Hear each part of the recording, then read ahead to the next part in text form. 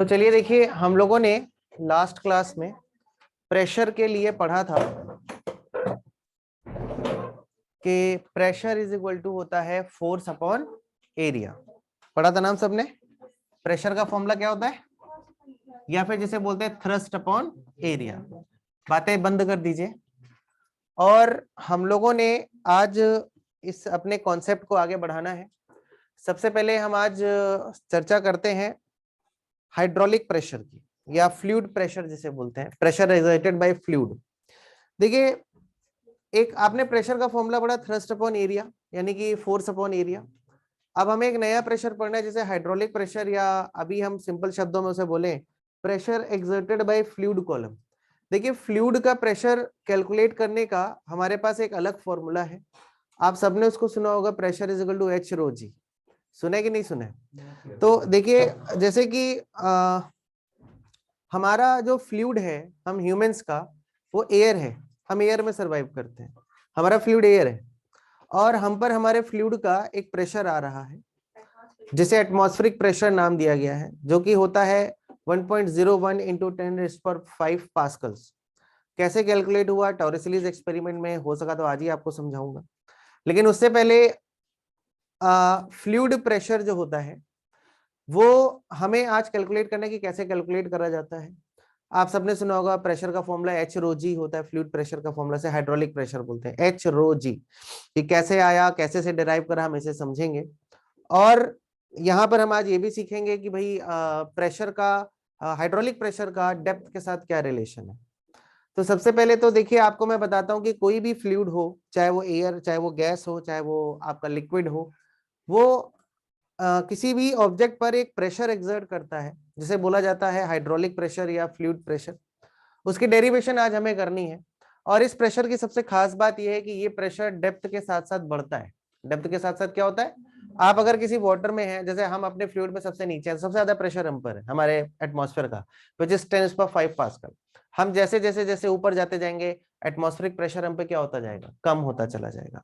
हम अपने फ्लूइड में, मतलब हम जो ह्यूमंस हैं, हमारा फ्लूइड हमारा एयर है, हम एयर में सर्वाइव कर लेते हैं। हम लोग एक्वेटिक रीजन के लोगों को, मतलब उनको देखते हैं, मछली वछली को, तो हम बोलते हैं अरे बाप रे, देखो यार, तो पानी में सर्वाइव कर लेते हैं। मछलियां हमको क्या बोलते हैं, पता नहीं कैसे इंसान है, हवा में जी लेते हैं, हमको बाहर निकाल दो, हम 2 मिनट में मर जाते हैं। तो भाई, हमारा फ्लूइड हमारा एयर है, और उनका फ्लूइड उनका वाटर है। लेकिन हमारे फ्लूइड हम पर एक प्रेशर एक्सर्ट करते हैं, और उस प्रेशर का फॉर्मूला क्या होता है, कैसे है, हमें ये सारी चीजें कैलकुलेट करनी है। साथ ही साथ ये भी ध्यान देने वाला है कि हमारा जो फ्लूइड होता है बच्चों, ये हमारा फ्लूइड प्रेशर तो एक्सर्ट करता ही है, और डेप्थ के साथ साथ प्रेशर बढ़ता भी है। जैसे मैंने आप सभी को बताया कि अगर मैं चर्चा करूं कि हम अपने बारे में बात करें, तो डेप्थ बढ़ने के साथ साथ हमारा प्रेशर, हमारे ऊपर लगने वाला एटमॉस्फेरिक प्रेशर क्या होता है, बढ़ता है। और हम, चूंकि आपको पता है, हम अपने फ्लूइड में सबसे नीचे हैं, बॉटम पर है। हमारा एटमॉस्फेयर लगभग 8 किलोमीटर ऊपर तक है। तो 8 किलोमीटर ऊपर से नीचे हम जो यहाँ पर हैं, हम पर पूरे 8 किलोमीटर का एक वर्टिकल कॉलम प्रेशर लगा रहा है, विच इज 10⁵ पास्कल अप्रोक्सीमेट। कैसे आया वो हम सीखेंगे, कैसे कैलकुलेट करा। लेकिन अगर आप यहाँ पर ध्यान से देखें, भाई हाइड्रोलिक प्रेशर हमारा मतलब जो हमारा फ्लूइड है, हम पर एक प्रेशर एक्सर्ट कर रहा है। अच्छा, ये प्रेशर आपको लगता है कि हमें तो कोई कुछ फील नहीं हो रहा, कुछ खास प्रेशर, आप कैसे कह रहे हो इतना प्रेशर है, इस पर भी हम चर्चा करेंगे। लेकिन अगर इसी प्रेशर को हम बात करें कि अगर आप वाटर में जाएं, पानी में, आप मान लीजिए पानी में डाइव करते नीचे की तरफ जाते हैं, तो जैसे जैसे आप वाटर में नीचे की तरफ जाते जाएंगे, आप पर प्रेशर क्या होगा, बढ़ता जाएगा। और उस प्रेशर को आप फील भी कर पाएंगे, क्योंकि हमारी बॉडी इस प्रेशर को सर्वाइव करने के लिए नहीं बनी है। तो जैसे जैसे आप नीचे की तरफ जाएंगे, आप पर प्रेशर बढ़ता जाएगा, बढ़ता जाएगा। और एक सर्टेन डेप्थ के बाद आपकी बॉडी पर इतना ज्यादा प्रेशर पड़ेगा आपके वाटर का, कि आपकी जो बॉडी है वो, उसके मूवमेंट मुश्किल हो जाएंगे। इवन आपके नसों में बहुत ज्यादा प्रेशर आएगा। आपकी मतलब हमारी वेन्स जो है वो भी बर्स्ट हो सकती हैं। आपको, आपके लंग्स इजीली सांस नहीं ले पाएंगे, उसको बहुत ज्यादा प्रेशर फील होगा। और अगर आप फिर भी नहीं मानते कि नहीं, हम और डेप्थ में जाएंगे, तो उसके बाद आप ऊपर जरूर आएंगे, लेकिन ऐसे ऐसे आएंगे, ठीक है। हालांकि ऊपर नहीं आएंगे, नीचे ही तैरते रहेंगे। तो मतलब ये होता है कि हमारा फ्लूइड जो होता है, उसका प्रेशर कितना है और डेप्थ के साथ कैसे बढ़ता है, इसको हमें यहाँ पर कैलकुलेट करना है। तो आपने लास्ट क्लास में हम सबने प्रेशर पढ़ा, प्रेशर इज इक्वल टू होता था थ्रस्ट अपॉन एरिया। अब उसी प्रेशर को हम आज पढ़ने जा रहे हैं, हाइड्रोलिक प्रेशर या pressure exerted by fluid and it's relation with depth, कि डेप्थ के बढ़ने के साथ साथ प्रेशर कैसे बढ़ता है। आप एक बलून लीजिए या आप एक छोटी सी बॉल लीजिए स्फेरिकल, आप उसे किसी पानी की बकेट में ऊपर रख दीजिए, ऊपर फ्लोट करती रहेगी। आप उसे नीचे ले जाने की कोशिश करिए, आप जितना नीचे ले जाओगे आपको उतना ज्यादा फोर्स लगाना पड़ेगा, ठीक है। जितना आप डेप्थ पे उसे लेते जाओगे उस पर क्या बढ़ता चला जाएगा, प्रेशर। अब ये प्रेशर कैसे बढ़ता है, कैसे हम इसको कैलकुलेट करते हैं, जरा हम इसको सीखते हैं। इसके लिए एक छोटा सा एग्जाम्पल लेते हैं कि देखिए यहाँ पर हम एक छोटी सी चर्चा करते हैं कि मान लीजिए हमारे पास एक कंटेनर है और इस कंटेनर में हमने जॉल भरा हुआ है। क्या भरा हुआ है, जॉल। ये जॉल मान लीजिए ऐसे है, हमने यहाँ पर जॉल भरा हुआ है इस प्रकार से, ठीक है। और हमारा ये हाइड्रोस्टैटिक का सिचुएशन है, मतलब हमारा fluid is at what, rest. अगर फ्लूइड रेस्ट पर है तो फ्लूइड क्या एक्सर्ट कर रहा होगा, थ्रस्ट। क्या एक्सर्ट कर रहा होगा, थ्रस्ट। अब हमको बताना है कि भाई डेप्थ बढ़ने के साथ साथ प्रेशर में क्या वेरिएशन और प्रेशर का फॉर्मूला क्या, हमें ये चीज सीखनी है। तो यहां पर मान लीजिए हमारे पास एक कंटेनर था और उस कंटेनर में हमने कोई फ्लूइड भरा हुआ था और ये फ्लूइड हमारा रेस्ट पर था, हाइड्रोस्टैटिक सिचुएशन में था। और मान लीजिए कि यहां पर मैंने एक सिलिंड्रिकल कॉलम एज्यूम करा है। यहां पर ये कोई सिलेंडर नहीं, कोई लोटा नहीं कि मैंने इसमें डुबो दिया, ये वाटर का बना हुआ ही मैंने एक सिलेंड्रिकल कॉलम एज्यूम कर लिया, जिसकी डेप्थ, जिसकी हाइट कितनी है, h। कितनी हाइट है, h हाइट का मैंने एक सिलेंड्रिकल कॉलम यहाँ पर एज्यूम कर लिया। ये हमारे पास h हाइट का एक कॉलम है, ठीक है। इसका ये एंड मेरा x एंड है और ये एंड मेरा कौन सा एंड है, y एंड। एक एंड x है, दूसरा एंड कौन सा है, y। अच्छा, अब ये जो मेरा कॉलम है, एक मैंने इमेजिनरी सिलिंड्रिकल कॉलम एज्यूम करा लिक्विड का कि भाई अब मैंने इसके अंदर एक फ्लूइड भरा हुआ है, मान लीजिए वाटर है, और वो वाटर हाइड्रोस्टैटिक सिचुएशन में, स्टैटिक सिचुएशन मतलब क्या हुआ कि हमारा ये वाटर जो है ये मूव नहीं करेगा, मतलब ये इसी के अंदर इक्विलिब्रियम स्टेट पर है। और इसके अंदर मैंने एज्यूम करा कि मेरे पास एक सिलिंड्रिकल कॉलम है, एक क्या है, सिलिंड्रिकल कॉलम, और वो सिलिंड्रिकल कॉलम ऐसे रखा हुआ है।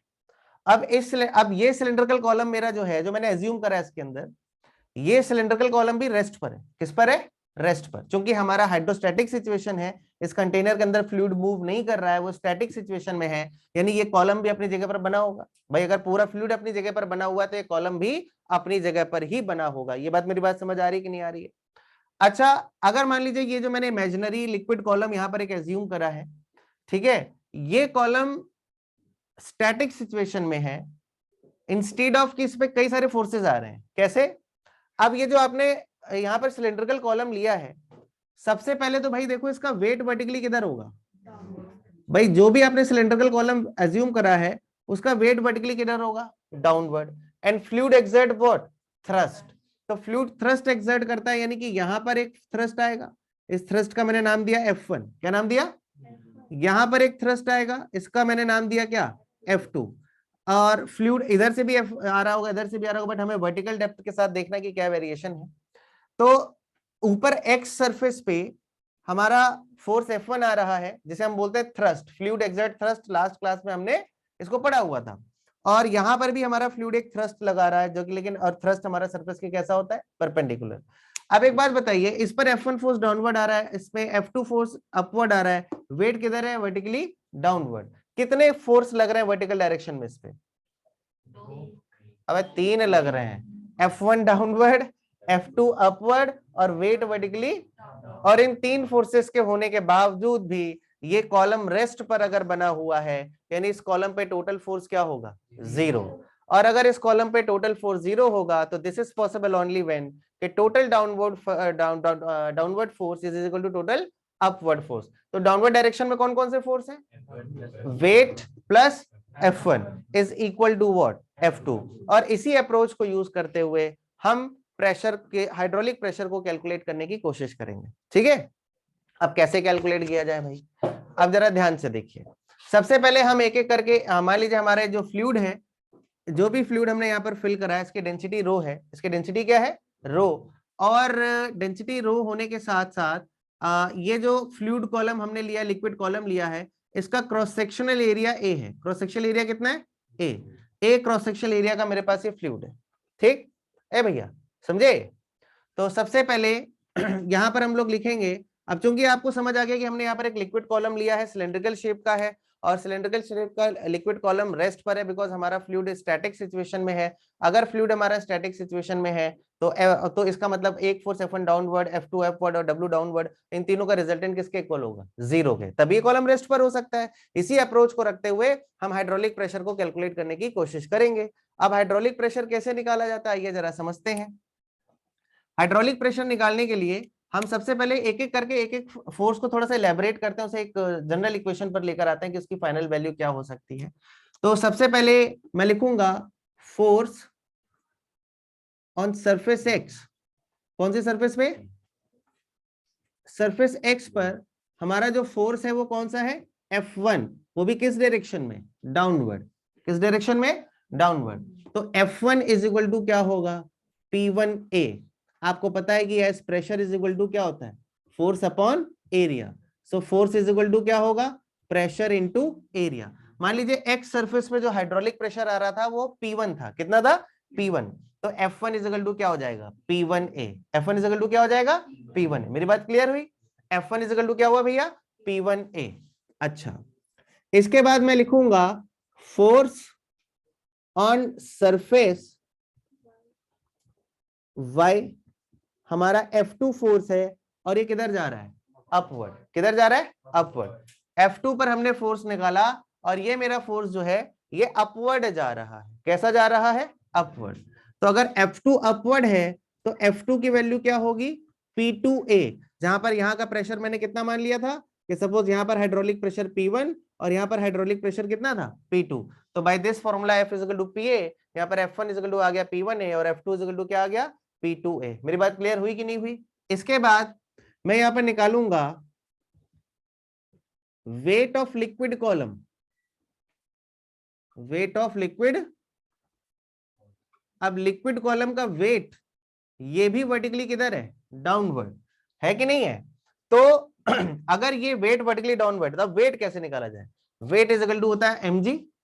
वेट का फॉर्मूला क्या होता है? mg। तो वेट इज इक्वल टू हो जाएगा which is in vertically downward direction. Weight of the liquid column is downward, यहां लिख देता हूं। तो वेट का फॉर्मूला होता है mg, यानी मास ऑफ लिक्विड कॉलम। क्या लिखूंगा? Mass of liquid column into what?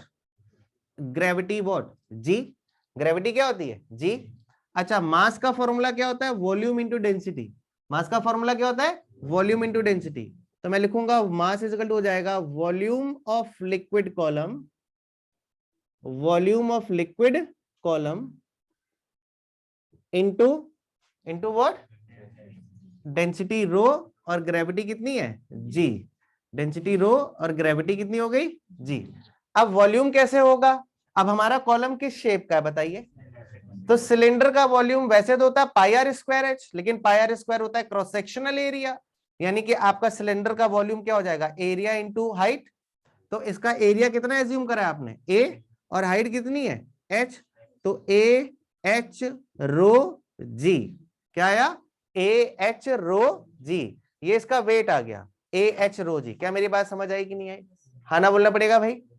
तो अब यहां पर हमें सारे फोर्सेस पता चल गए कि मेरा F1 is equal to P1A vertically downward है, F2 is equal to P2A vertically upward है, और weight of liquid column vertically क्या है? डाउनवर्ड। वर्टिकली क्या है? डाउनवर्ड। यानी कि हमारे कॉलम पर टोटल कितने फोर्स लग रहे थे? 3। कौन कौन से? F1, F2 और F3। और इन 3 फोर्सेस के बाद भी हम ये मान के चल रहे हैं कि if our column is at rest, if our liquid column is in equilibrium. हमारा लिक्विड कॉलम किस पर हो? इक्विलिब्रियम पर। क्यों? क्योंकि हम हाइड्रोस्टैटिक्स पढ़ रहे हैं, यहाँ पर हम फ्लूइड को मूव नहीं करा रहे हैं। तो अगर इसके अंदर फ्लूइड मूव नहीं कर रहा है तो ये कॉलम भी अपनी जगह पर बना होगा। यानी हमारा कॉलम किस पर बना हुआ है? इक्विलिब्रियम पर बना हुआ है। किस पर बना हुआ है? इक्विलिब्रियम पर। हाँ हाँ, बैलेंस कर दो। अच्छा, as liquid column is in equilibrium. किस पर है ये? इक्विलिब्रियम पर। अगर इक्विलिब्रियम पर है तो इसका मतलब इस कॉलम पर लगने वाला नेट फोर्स क्या होगा बच्चों? इस कॉलम पर लगने वाला नेट फोर्स क्या होगा? 0। अगर नेट फोर्स 0 है, अगर इस कॉलम पर लगने वाला नेट फोर्स हमारा क्या है, 0. As liquid column is at rest, so net force on the column is what, 0. And this is possible only when F net is equal to, हमारा यहाँ पर क्या बना हुआ है, 0. एफ नेट 0 मतलब इन तीनों फोर्सेस का सम क्या होगा, 0. F1 डाउनवर्ड है, F1 कैसा है, डाउनवर्ड है, और वेट किधर है, डाउनवर्ड है, ठीक, और F2 किधर है, upward, is equal to what, 0. इन तीनों का सम किसके इक्वल हो जाएगा, 0 के. माइनस साइन क्यों आ गया, इन दो की डायरेक्शन पॉजिटिव ले ली तो इसकी क्या हो गई, नेगेटिव. ठीक है, तो इसका मतलब F1 plus W is equal to क्या हो गया, F2. F1 plus W is equal to क्या हो गया, F2. हाँ ना बोलिए. अच्छा, F1 की वैल्यू कितनी इधर बताइए, P1A. F1 की वैल्यू कितनी है, P1A. वेट की वैल्यू कितनी है, AH रो G, और F2 कितना है, P2A. F2 इक्वल टू क्या है, P2A. तो पूरे से A से A कैंसिल हो जाएगा, यहां से A कॉमन आ जाएगा, अंदर क्या बचेगा, P1 plus H rho G, P1 plus H rho G is equal to P2A. ये से ये क्या हो गया, कट जाएंगे, तो P2 इज इक्वल टू क्या आ जाएगा, P1 plus H rho G, P1 plus H rho G. ये चीज क्या शो कर रहा है, ये चीज हमें ये शो कर रहा है कि यहां का प्रेशर यहां के प्रेशर से ज्यादा है. P पॉइंट का प्रेशर है P2, वो A पॉइंट के प्रेशर यानी P1 से कितना ज्यादा है, H रो G. यानी कि डेप्थ बढ़ने के साथ साथ क्या बढ़ रहा है, प्रेशर. और अगर मैं यहां से P2 माइनस P1 की वैल्यू निकालूं, किसकी वैल्यू निकालूं, तो P2 माइनस P1 मेरा आ जाता है H rho G. P2 minus P1 कितना आता है, H रो G. यानी प्रेशर डेप्थ के बढ़ने के साथ साथ क्या होता है, बढ़ता है. और हाइड्रोलिक प्रेशर की वैल्यू, जो प्रेशर डिफरेंस आ रहा है वो कितना आ रहा है, H rho G.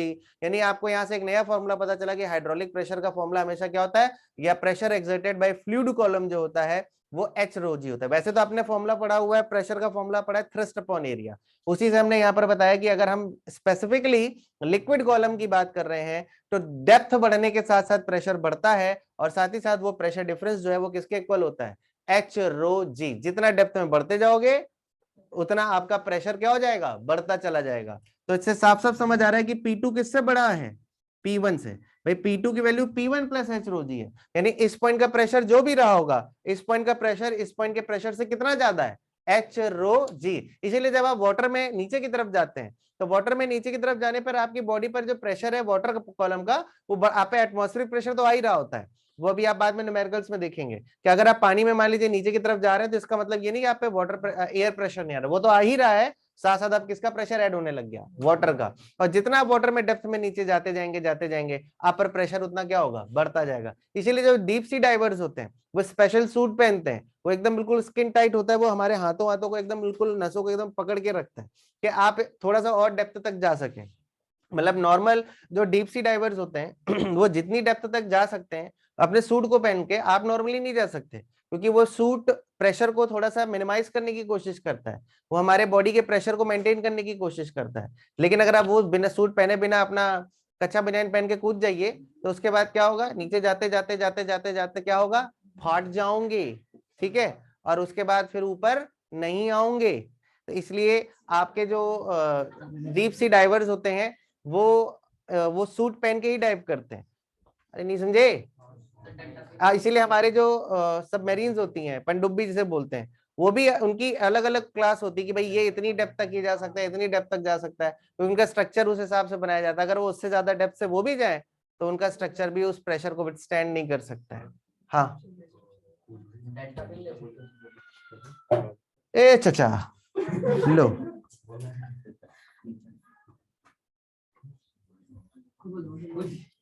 Delta P equal to क्या, H रो G. तो अभी हाइड्रोलिक प्रेशर के बारे में समझ आया भैया. और प्रेशर, हाइड्रोलिक प्रेशर डेप्थ बढ़ने के साथ साथ क्या होता है, बढ़ता चला जाता है, ये भी क्लियर हो गया होगा. तो अब जरा आप लोग लिखें लिखें, we assume a cylindrical liquid variation of pressure with depth. हाँ नहीं, डायग्राम से पहले लिखे variation of pressure with depth. पहले क्या हाइड्रोलिक प्रेशर हेडिंग लाई थी ना, अरे तो सिम लिख लो variation of pressure with depth. का हुआ बुरा मान गए का. पहले नहीं बताऊंगा। Hydraulic pressure, variation of pressure with depth. तो लिखिए, अब मैंने कहां से बोलना शुरू करा था। We assume a cylindrical liquid column, we assume a cylindrical liquid column of height h, we assume a cylindrical liquid column of height h,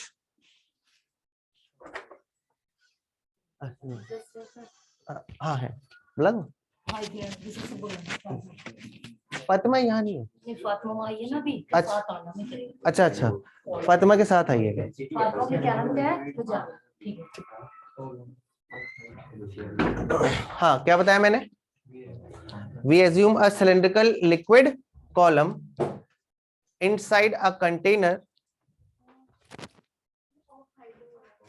अरे तो यार अब क्या बताओ, बीच में एक ही बार में सुना करो, तो अब बताओ क्या बोला था मैंने। अच्छा, let there be a cylindrical liquid column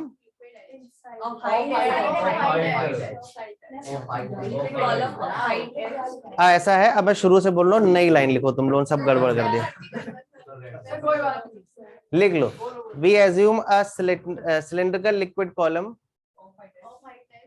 of length L, of length H। अरे तुम लोग भुलवा देते हो यार, मैं इतनी मुश्किल से रट के आता हूँ, लिखो। अच्छा of height H था ना, चलो ठीक है। We assume a cylindrical liquid column of height H inside a liquid of density rho, inside a liquid of density rho। We assume a cylindrical liquid column of height h inside the liquid of density rho। ठीक है, inside the क्या लिखा, liquid of density rho, inside the liquid density rho। ठीक है, which is in equilibrium, which is in equilibrium inside a container। ठीक है, inside a container as shown in figure, inside a container as shown in figure। और उसके बाद आप लोग यहां तक लिखिए, पूरा ही लिख डालो, लिख डालो।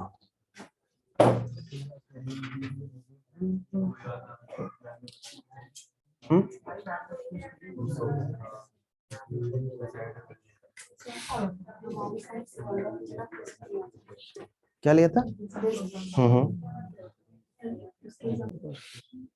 चलिए, अब देखिए, इसके बाद आपका एक छोटा सा एक टॉपिक है, इसको बोलते हैं हाइड्रोलिक पैराडॉक्स। हेडिंग डालें, हाइड्रोलिक पैराडॉक्स, हाइड्रोलिक पैराडॉक्स। अब ये हाइड्रोलिक पैराडॉक्स क्या है, देखिए, PARA, पैरा,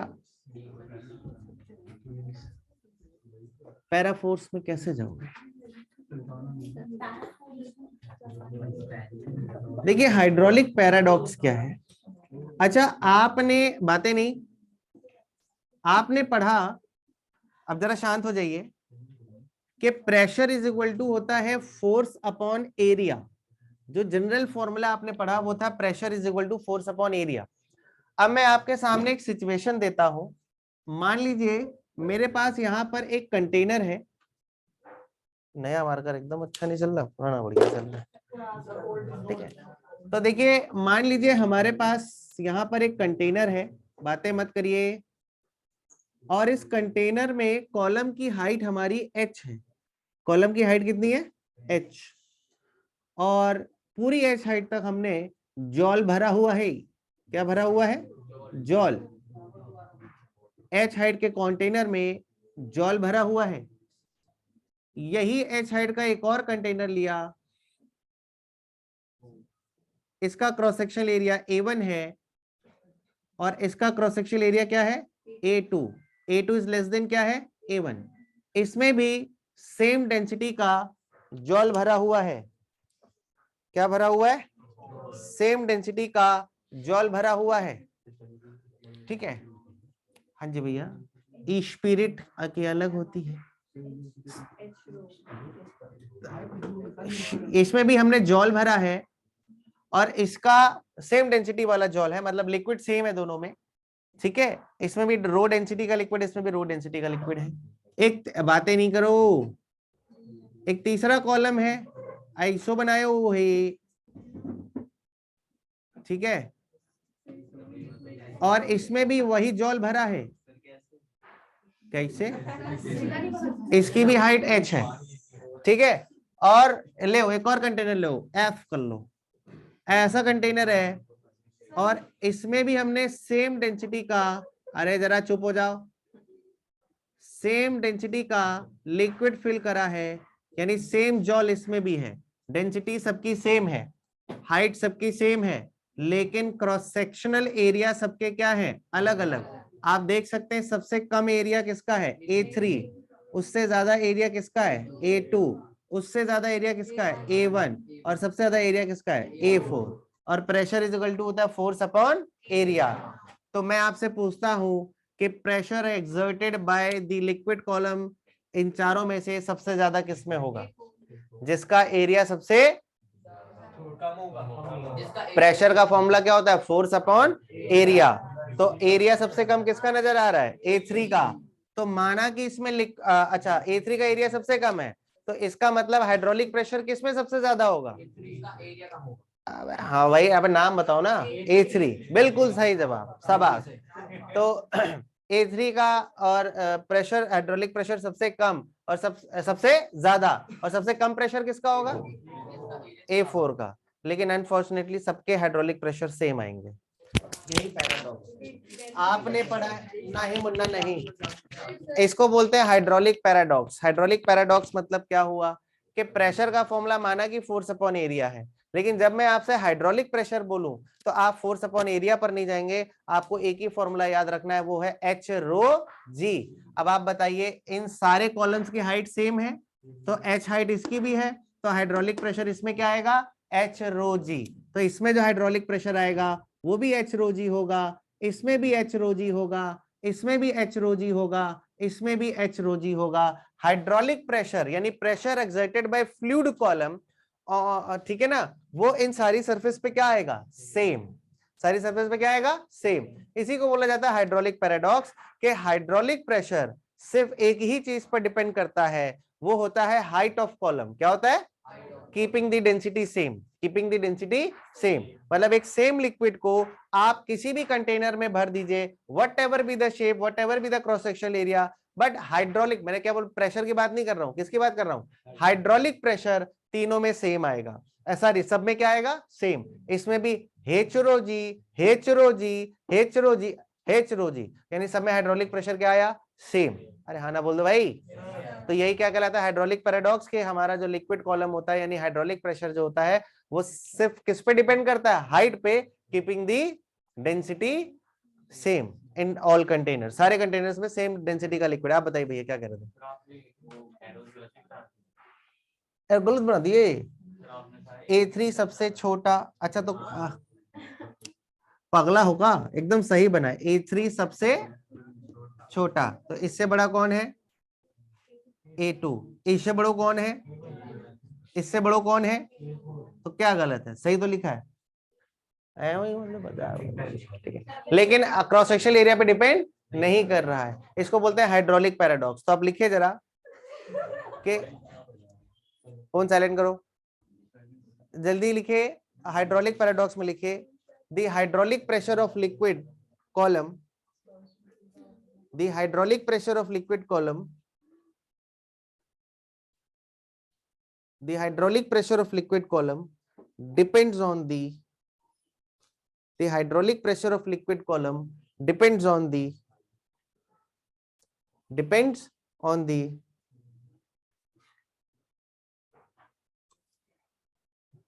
क्या लिखा, depends on the height of column, depends on the height of column if the density of liquid remains same। मतलब डेंसिटी अगर सेम है तो density of liquid remains same, मतलब कि किसी भी कंटेनर में आपका जो हाइड्रोलिक प्रेशर है वो चेंज नहीं होता है, वो सिर्फ हाइट ऑफ कॉलम पे डिपेंड करता है, वो क्रॉस सेक्शनल एरिया पे डिपेंड नहीं करता है। मतलब कहने का मेरा ये है कि यहाँ पर मैंने आपसे ये बोला कि इन कंटेनर्स के अंदर जो लिक्विड फिल किया गया है, इन कंटेनर्स के अंदर जो लिक्विड फिल किया गया है, उस लिक्विड का प्रेशर बॉटम पर कितना आ रहा होगा, तो वो आ रहा होगा यहाँ पर भी कितना, एच रो जी, यहाँ पर भी कितना, एच रो जी, यहाँ पर भी कितना, एच रो जी, और यहाँ पर भी कितना, एच रो जी। क्योंकि हमारा जो हाइड्रोलिक प्रेशर होता है उसका फॉर्मूला होता है एच रो जी। तो अगर आप जी को चेंज ना करें, डेंसिटी सेम रखें, तो प्रेशर जो है वो सिर्फ और सिर्फ किस पे डिपेंड कर रहा है, हाइट पे, ना कि शेप ऑफ कंटेनर पे। मेरी बात समझ गए? तो यही हमारा हाइड्रोलिक पैराडॉक्स है कि हमारा हाइड्रोलिक प्रेशर जो होता है वो शेप ऑफ कॉलम पे डिपेंड ना करके हाइट ऑफ कॉलम पे डिपेंड करता है। किस पे डिपेंड करता है? Height of liquid column. इसे लिख लीजिए।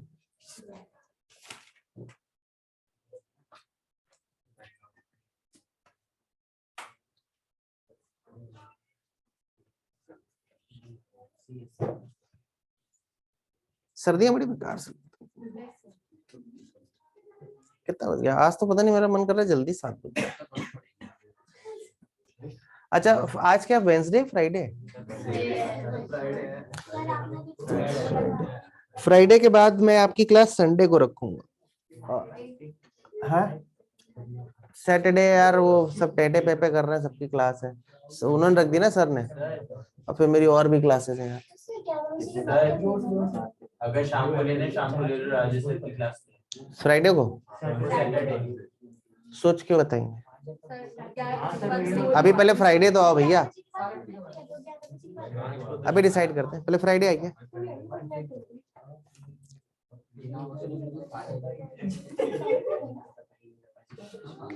चलिए, डायग्राम बना लिया ये?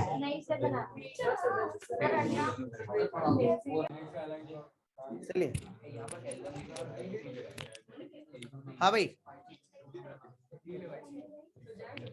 कहाँ जाओगे?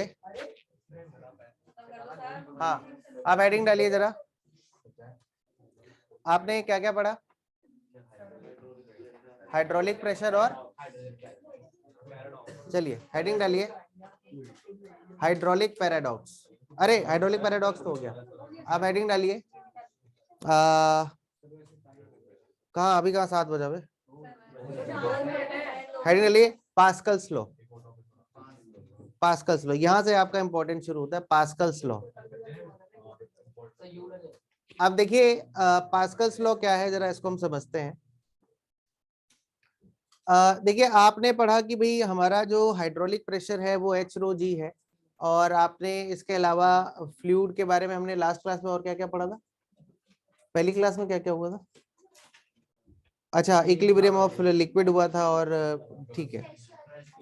अब यहाँ देखिए, ये यहाँ से बहुत इंपॉर्टेंट शुरू होता है। हम सबसे पहले बात करते हैं कि पास्कल्स लॉ होता है क्या। हमारे एक साइंटिस्ट थे पास्कल्स, उन्होंने हमें एक लॉ दिया, और उन्होंने हमें बताया कि भाई जरा बातें बंद कर दीजिए। पास्कल्स लॉ ने हमें एक बहुत इंपॉर्टेंट पॉइंट दिया, जिसके थ्रू हम एटमॉस्फेरिक प्रेशर को भी कैलकुलेट कर पाए, और काफी सारी चीजों को हम मतलब हाइड्रोलिक प्रेशर्स को कैलकुलेट कर पाए। टॉरिसलीज ने हमारे जो साइंटिस्ट थे टॉरिसलीज, उन्होंने हाइड्रोलिक प्रेशर को कैलकुलेट करके बताया बाय यूजिंग पास्कल्स लॉ। तो पास्कल्स ने क्या बोला था? पास्कल्स ने कहा कि भाई दो तरीके के इनके स्टेटमेंट है, मतलब दो तरीके से इसको समझा जा सकता है। आप दोनों स्टेटमेंट को पहले जरा ध्यान से समझिए।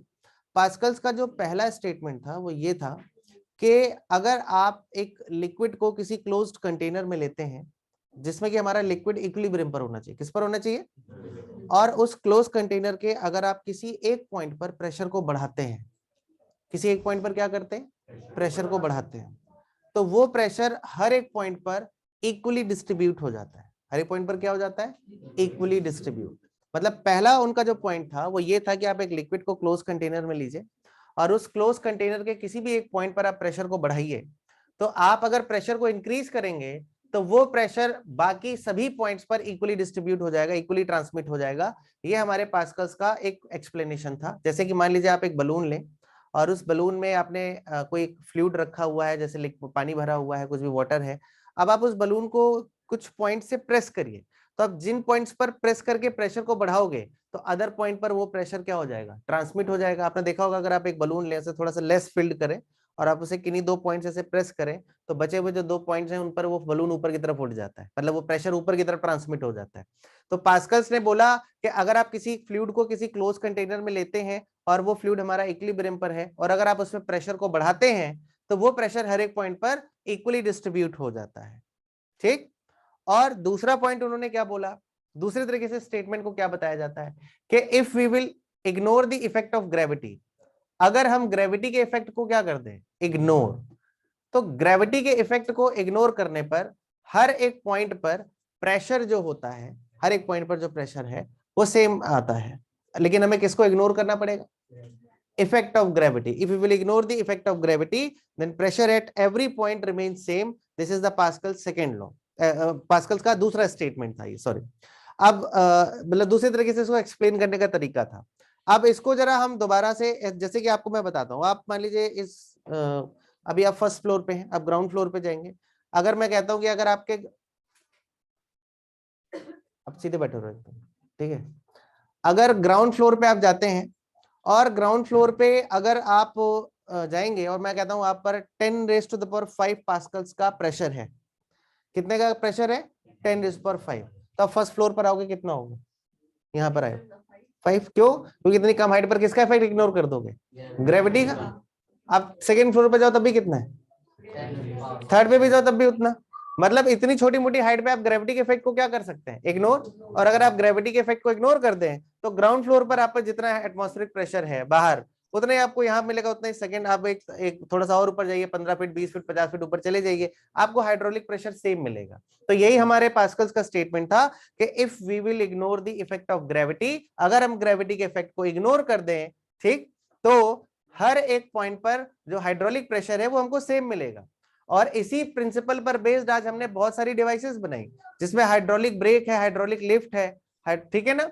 बहुत सारे इस पे डिवाइसेस बनाई गई और इन्हीं हाइड्रोलिक्स के बेस पर ही आपने देखा होगा आजकल हाइड्रोलिक क्रेन्स आती है ना, कि बड़े बड़े हैवी ऑब्जेक्ट को वो आसानी से ऊपर लिफ्ट कर लेती हैं। जैसे अपने यहाँ देखो सुबह वो सब जो गार्बेज वाला कंटेनर उठाने आते हैं तो उनमें हाइड्रोलिक आर्म होती है, वो उसको ऐसे पकड़ती है और आसानी से उतना भारी भरकम लोहे का कंटेनर ऊपर उठा के दूसरी तरफ सेट कर देती। क्यों पॉसिबल है, क्योंकि उनमें हमने कौन सा लॉ अप्लाई करा है, पास्कल्स लॉ। तो पास्कल्स लॉ हमारा ये बोलता है, उसके दो मतलब एक ही स्टेटमेंट है, समझने का तरीका मतलब अलग अलग है। जिसमें पहला स्टेटमेंट क्या था कि अगर हम किसी एक फ्लूइड को क्लोज्ड कंटेनर में लेते हैं, किसमें लेते हैं, क्लोज्ड कंटेनर में, in which the fluid is in equilibrium, fluid किस पे होना चाहिए, इक्विलिब्रियम पर। उसमें अगर आप किसी एक पॉइंट पर प्रेशर को बढ़ाएं, किसी एक पॉइंट पर प्रेशर को बढ़ाएं, तो वो प्रेशर बाकी हर एक पॉइंट पर इक्वली डिस्ट्रीब्यूट हो जाता है। इक्वली क्या हो जाता है, डिस्ट्रीब्यूट। और इसी स्टेटमेंट को दूसरे उन्होंने क्या बताया कि अगर हम किसके इफेक्ट को इग्नोर कर दें, ग्रेविटी के, अगर हम ग्रेविटी के इफेक्ट को इग्नोर कर देते हैं तो आपको हर एक पॉइंट पर हाइड्रोलिक प्रेशर क्या मिलने वाला है, सेम। क्या मिलने वाला है, सेम। और ये तो समझना बहुत आसान है। देखो सेकंड स्टेटमेंट को समझना थोड़ा आसान है कि आप अगर रोड पे खड़े और आप पर प्रेशर जो है एटमॉस्फेरिक प्रेशर 10⁵ पास्कल है, तो आप रोड से 20-30 फीट ऊपर भी अगर आप चले जाएं, मान लीजिए ओवर ब्रिज से आप जा रहे हैं, तो वहां पर भी आप पे प्रेशर ऐसा नहीं कि बहुत ज्यादा वेरिएशन आ जाएगा, आप पे वो प्रेशर ऑलमोस्ट क्या बना रहेगा, सेम 10⁵ पास्कल। लेकिन अगर आप यहाँ से माउंट एवरेस्ट जा रहे हैं, ठीक है, तो वहां पर आपको प्रेशर में वेरिएशन नजर आएगा, क्योंकि इतनी हाइट पर आपका ग्रेविटी के इफेक्ट को आप इग्नोर नहीं कर सकते हैं। कौन सी, बिल्कुल कर सकता है भैया। अगर वो बिल्डिंग की हाइट बहुत ज्यादा है, अगर उसमें ग्रेविटी का वेरिएशन आ रहा है, तो प्रेशर में वेरिएशन भी आएगा। तो इसका मतलब ये है कि हमें ग्रेविटी का इफेक्ट इग्नोर बहुत कम हाइट तक ही हम कर सकते हैं, मतलब बहुत ज्यादा हाइट तक नहीं कर सकते हैं। तो उसके अंदर ही आप ग्रेविटी के इफेक्ट को अगर इग्नोर करते हैं तो हर एक पॉइंट पर आपको प्रेशर इक्वल मिल जाता है। और ये सिर्फ आपका सिर्फ एटमॉस्फेरिक प्रेशर के लिए ही सही ट्रू नहीं है, ये आप हाइड्रो मतलब आप किसी लिक्विड को अगर ले लें, उस पर अगर आप ये सेम लॉ लगाना चाहें तो वहां पे भी ये एप्लीकेबल है। मेरी बात समझ गए। तो ये हमारा पास्कल्स का लॉ था। तो आप जरा लिख लें जरा इसको बाहर। अच्छा देखिए, इसका बहुत अच्छा एक डेरिवेशन है, प्रिज्मेटिक स्ट्रक्चर लेके प्रूफ किया जाता है, और के पास्कल्स के लॉ के अकॉर्डिंग हर एक पॉइंट पर प्रेशर से, हाँ ठीक है। और इसके हाँ प्रिज्म वाला, हाँ तो वो आपका वो सारी डेरिवेशंस देखिए। अच्छा, एक आप लोग एक चीज का ध्यान रखिए पहले कि भैया ये वेडनेसडे वाली क्लास का सर से थोड़ा सा टाइम आप चेंज करवाइए। उसका कारण ये है कि